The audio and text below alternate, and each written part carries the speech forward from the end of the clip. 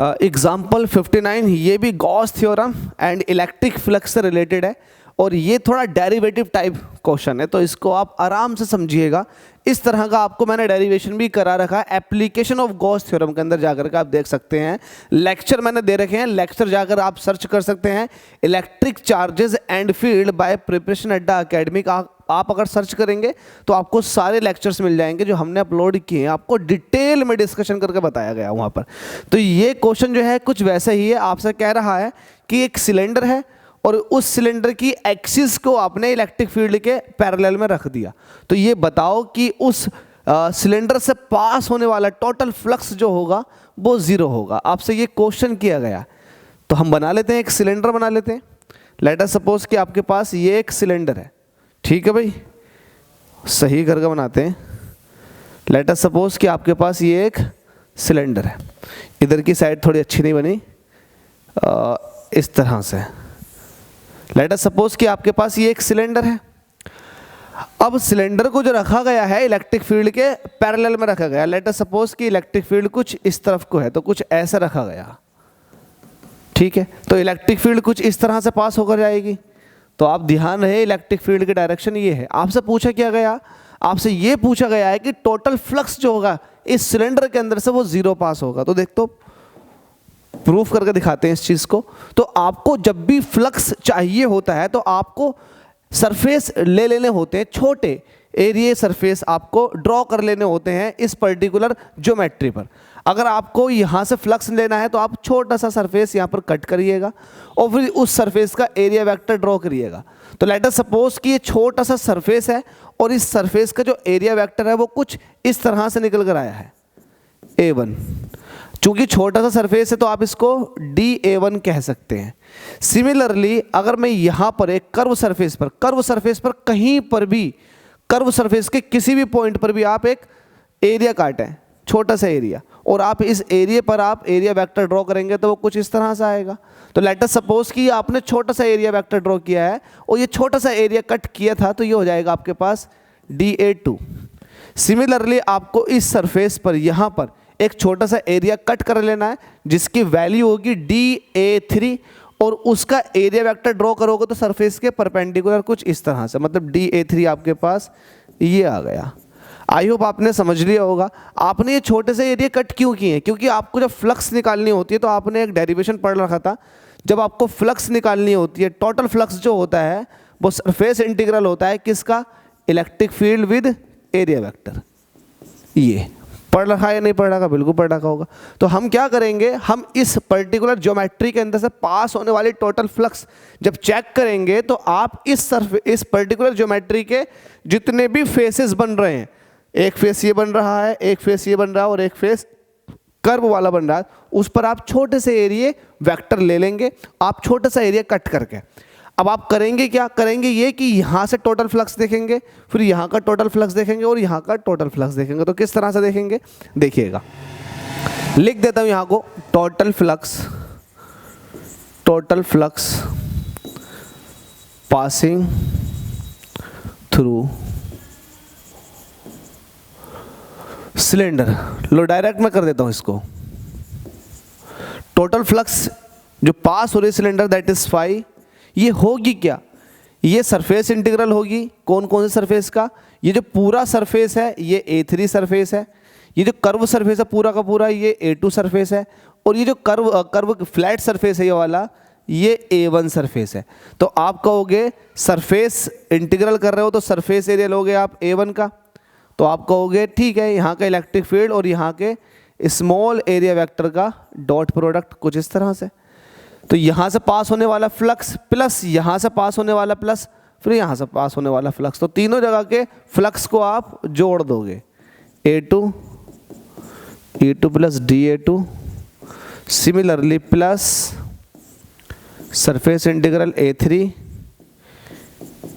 E into DA3। I hope आपको ये सब कुछ समझ में आ गया होगा। आप क्या निकाल लो, फ्लक्स निकाल लो। अब देखिएगा, जब आप E और DA को ओपन करेंगे तो E और DA को जब ओपन करेंगे तो आगा EDA कोस थीटा। तो ज़रा देखें, इसको मैं ओपन कर रहा हूँ पहले वाले को, तो ये हो जाएगा EDA1 कोस। अब ये थीटा वो एंगल है जो DA1 और इलेक्ट्रिक फील्ड के बीच में बन रहा होगा। जरा मुझे बताएं देख करके बताएं कि कितना एंगल बन रहा है। DA1 इधर को जा रहा है, इलेक्ट्रिक फील्ड भी इधर को जा रहा है, तो इलेक्ट्रिक फील्ड और एरिया वेक्टर दोनों सेम डायरेक्शन में होने की वजह से जो एंगल बना इन दोनों के बीच वो 0 डिग्री बना। ठीक है, प्लस लगा देंगे। सरफेस इंटीग्रल लगा रहे हो आप, दूसरे सरफेस की बात कर रहे हो आप, इसको ओपन करोगे तो EDA2 कोज। अब देखिएगा दूसरे सरफेस की बात कर लेते हैं। दूसरा सरफेस जो है वो आपके पास कर्व सरफेस है। अब कर्व सरफेस के किसी भी पॉइंट पर अगर आप एरिया वेक्टर ड्रॉ करेंगे तो नॉर्मल निकलेगा कुछ इस तरह से। अब नॉर्मल कुछ इस तरह से निकलेगा, आप किसी भी पॉइंट पे निकालो। लेट अस सपोज कि मैं यहां पर देखूंगा तो यहां कुछ इस तरह से जाएगा। अब इसका इलेक्ट्रिक फील्ड के साथ एंगल देखो, इलेक्ट्रिक फील्ड जो है वो तो इस तरह से निकल रही है, देखो आप इस तरह से निकल रही है इलेक्ट्रिक फील्ड कुछ इस तरह से निकल रही है और एरिया वेक्टर कुछ इस तरह से बन रहा है। अब सरफेस पर तुम कहीं पर भी देख लो एरिया वेक्टर कुछ इस तरह से बनेगा, तो area vector each and every point पर 90 डिग्री एंगल बनाएगा, किसके साथ? इलेक्ट्रिक फील्ड के साथ। तो यहाँ इलेक्ट्रिक फील्ड तो इस तरफ को निकल के जा रही है और एरिया वेक्टर ऊपर को है, तो एंगल कितना बना? 90 डिग्री। तो यहाँ पर लिख देंगे cos 90 प्लस तीसरे वाले सरफेस की बात कर लेते हैं, इसको लिख देंगे A3, इसको भी ओपन करो EDA3 cos। अब जरा मुझे ये बताओ कि ये जो सरफेस है तीसरा वाला सरफेस, इस पर ड्रॉ किया गया एरिया वेक्टर, ठीक है, इस तरफ को है और इलेक्ट्रिक फील्ड इस तरफ को है, तो इलेक्ट्रिक फील्ड और एरिया वेक्टर के बीच में एंगल कितना बन रहा? तो आप कहोगे एंगल बन रहा साहब 180 डिग्री का, क्योंकि इलेक्ट्रिक फील्ड इस तरफ को है, एरिया वेक्टर इस तरफ को, तो आप यहाँ पर 180 डिग्री रखेंगे। अब देखिएगा cos 90 की वैल्यू कितनी होती है? 0, जिसकी वजह से ये टर्म पूरा का पूरा कितना हो जाएगा? 0 हो जाएगा। अच्छा मुझे बताइए cos 0 की वैल्यू कितनी होती है?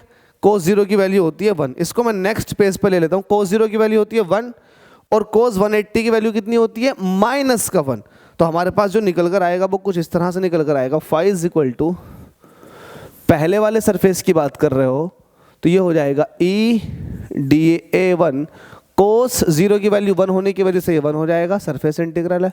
दूसरा वाला 0 हो चुका था, तीसरे वाले की बात करोगे A3 EDA3 -1, क्योंकि cos 180 की वैल्यू होती है -1। आपको टोटल फ्लक्स चाहिए तो हमारे पास E कांस्टेंट बाहर निकल कर आ जाएगा, सरफेस इंटीग्रल एरिया 1 का DA1 माइनस पहला आ गया, इसका भी E बाहर निकल कर आ जाएगा, सरफेस इंटीग्रल एरिया 3 का, और ये आ जाएगा DA3। अब जरा मुझे एक बात बताइएगा, जो मेरे पास सिलेंडर यूज़ किया है मैंने, उस सिलेंडर के अंदर ये देखिएगा कि ये जो हैचिंग वाला पार्ट है, जितना फेस इधर को होगा उतना ही फेस इधर को होगा। इट मीन्स जितना एरिया इसका होगा फ्लैट सरफेस का, उतना एरिया इसका भी होगा। एरिया की बात कर रहे हैं हम, एरिया वेक्टर की बात नहीं कर रहे, एरिया की बात कर रहे हैं। तो जितना एरिया इसका होगा उतना एरिया इसका भी तो होगा। तो it means let us suppose कि इनके एरिया A है, तो ये हमारे पास क्या आ जाएगा? फाई इज इक्वल टू छोटे से एरिया का इंटीग्रल, मतलब complete area. Let us suppose आपने कह रखा एरिया A है -E, इसी तरीके से छोटे से एरिया का इंटीग्रल मतलब एक कंप्लीट एरिया। EA में से EA माइनस करोगे तो आ जाएगा 0, तो मतलब फाई इज इक्वल टू कितना आ चुका है? 0 newton metre square upon coulomb. तो यही आपसे पूछा था कि एक सिलेंडर को अगर आपने इलेक्ट्रिक फील्ड के पैरेलल में उसकी एक्सिस को रख दिया तो ये प्रूफ करके दिखाओ कि उस सिलेंडर के अंदर से पास होने वाला टोटल फ्लक्स जो होगा वो 0 होगा।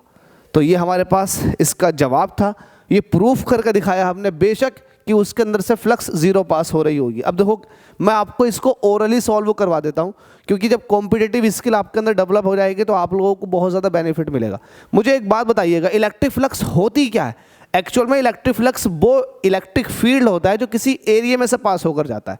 अब मैं बात कर रहा हूँ कि कर्व सरफेस की, इलेक्ट्रिक फील्ड कुछ इस तरह से जा रहा, जब इलेक्ट्रिक फील्ड कुछ इस तरह से जा रहा तो वो कर्व सरफेस को तो कट करेगा ही नहीं।